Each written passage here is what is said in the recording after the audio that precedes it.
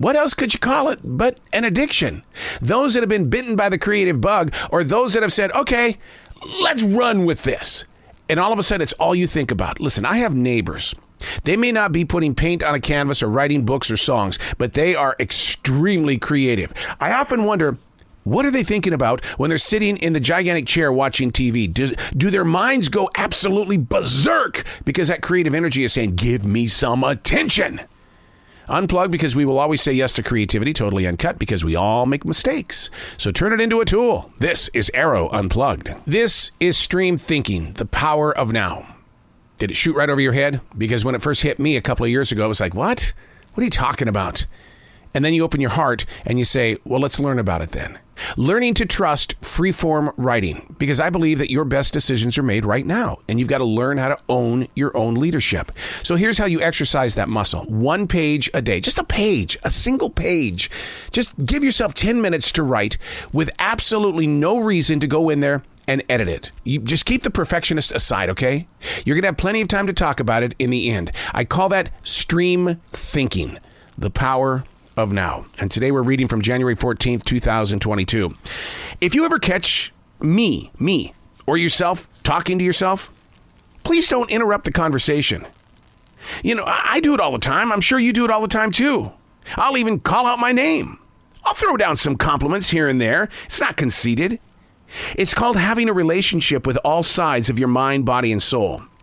So many people get lost in the lopsidedness of exploring and discovering without extending an open palm or fist bump to the inner being of themselves. How we think doesn't come close to how we truly act. There might be somewhat of a comparison, but too often, before delivering, we switch up the act. So I remind you, if you ever catch me talking to myself, and if I ever see you talking to yourself, please don't interrupt the conversation. It happened. While talking to myself, someone thought I was talking to them, and oh my God, did they ever take what I was saying to myself totally wrong? You see, sometimes we don't have enough room in our head and heart anymore, and the only thing we've got is a voice to release it. I won't interrupt you if you don't interrupt me when we're talking to ourselves.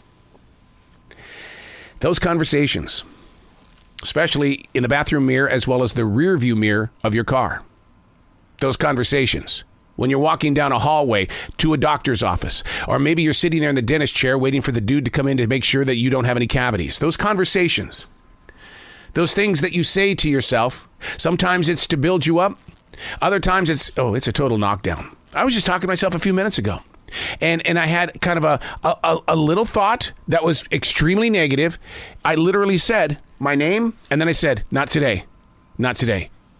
And most of the time, the reason why we get into these situations is because of the weather conditions outside our windows. For instance, like today, there's ice and snow north of the city, and here where I am in this forest in South Charlotte, North Carolina, it's a downpour.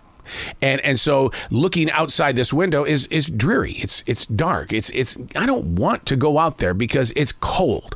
And so the rest of your body is going, well, the rest of me must feel like this then. And you've got to motivate yourself in order to get through the day, which is one of the reasons why when I daily write, I do it twice a day. The first morning pages are to motivate the motion of growing stronger into the day so that I don't have to carry the weight of what I was holding on to yesterday. And the defrag journal is to say, what did you learn from this? So when we see each other, if we happen to be talking, and this is very difficult because nowadays with earbuds, people are talking on the phone, and I see you, and it really is very disrespectful. So what we need to do is develop a system of choices, and the choice is to say, hold on a second, self. I'm at the grocery store right now. I'm going to get back to you. Don't get upset or anything like that. Don't do anything kind of weird between here and the car. But I'm going to see you in the rearview mirror in about five minutes. Okay. Okay, self. Oh, good. Okay, that's so cool. Hi. How's your day so far? Oh, those moments where we talk to ourselves. Now, can I give you kind of an oxymoron? I think it's one. It should be one. Talking to ourselves. I'm sitting in a recording studio right now. There's nobody in here.